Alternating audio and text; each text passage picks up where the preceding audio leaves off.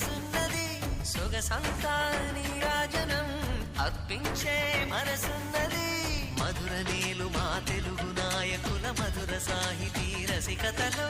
కట్టబొమ్మ తొడగొట్టి లేచిన తెలుగు వీరగణ చరితలలో